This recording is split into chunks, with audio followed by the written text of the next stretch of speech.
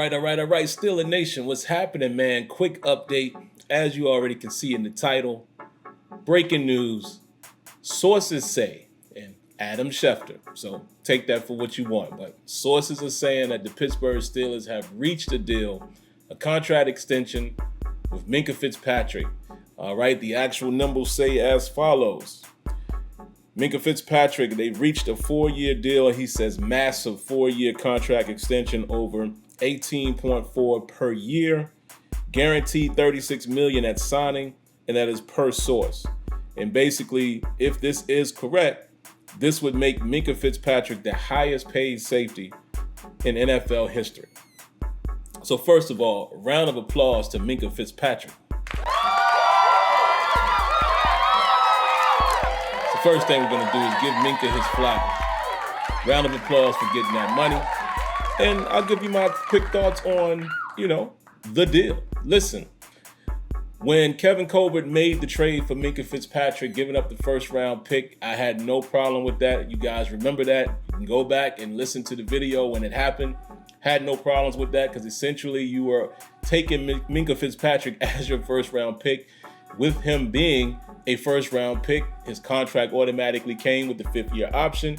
And you knew you would more than likely have an opportunity to sign him to a long-term deal as long as he, played well. He has played well. You guys remember his first season with us. He came right in and had an impact in that very first game that he played with us against San Francisco. He was a turnover machine in that first year, right? And then some people said he had a down year after that, like, oh, he didn't have as many interceptions and yada, yada, yada.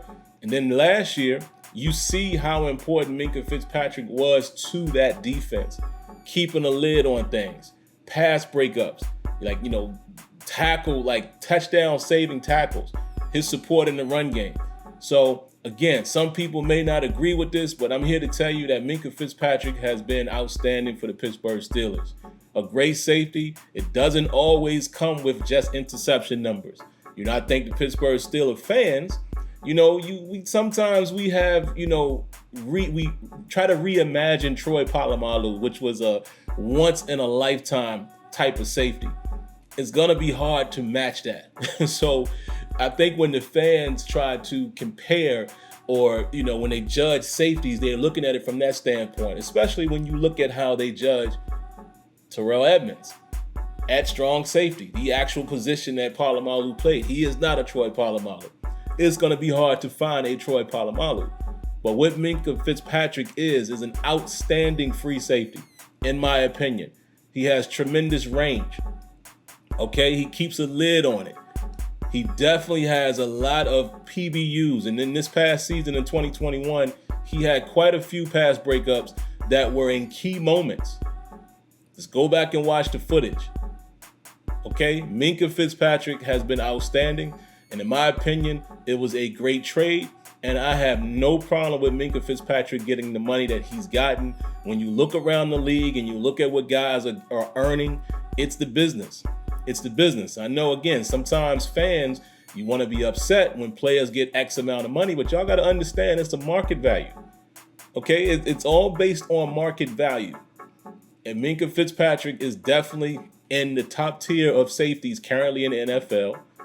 And his agent must have did a phenomenal job negotiating.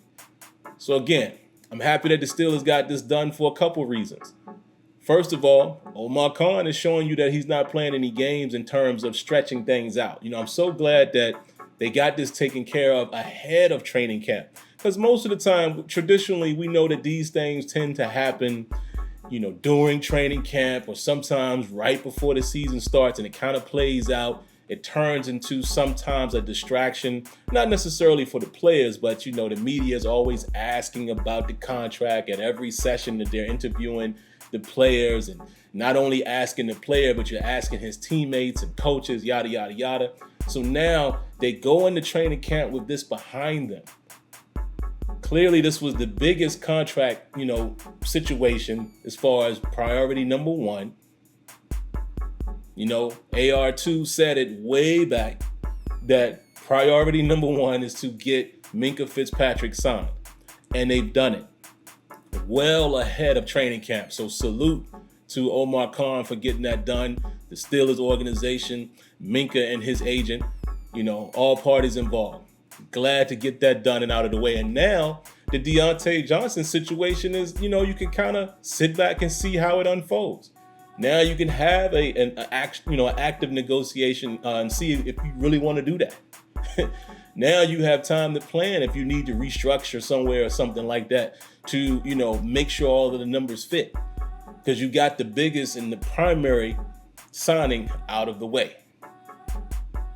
So definitely want to give a hats off to all parties involved for getting that done. And like I said, man, it shows that Omar Khan is about business. He's making these splash moves early. I like that. And now, like I said, it allows them time to focus on others. Is there another free agent out there that they might want to bring in? Again, reports are the Steelers are currently not at a 90-man roster. So there's another spot. So who else do they possibly have their eyes on in terms of rounding out the roster before going into training camp? And again, the Diontae Johnson situation. So I'm happy to see this. I really am. Again, shout outs to Minkah Fitzpatrick, man. And it just shows you that the Steelers, and, they've kind of set this up, ever since the Minkah trade, ever since the trading up to get Devin Bush, and even as far back as when they signed Steven Nelson and paid him a little more money. And in this past offseason, you see the Steelers making moves during the tampering period. You're starting to see a different culture in terms of the way the Steelers conduct their business. And it's good to see that. The TJ Watt, breaking the mold in terms of, guaranteed money to non-quarterbacks for the Steelers. So y'all know normally the Steelers would always be the QB, but everyone else, the signing bonus is their guaranteed money, and it's not that much. The Steelers were known for paying out the contract over long term, but the guaranteed upfront money was never that big. TJ broke that. Now you see Minkah Fitzpatrick, $36 million guaranteed at signing. You see what I'm saying? So it is kind of good to see the Steelers are playing that game and still being, conservative with it. But when it's time to open up the checkbook. When it's time to open up that checkbook, they're doing it.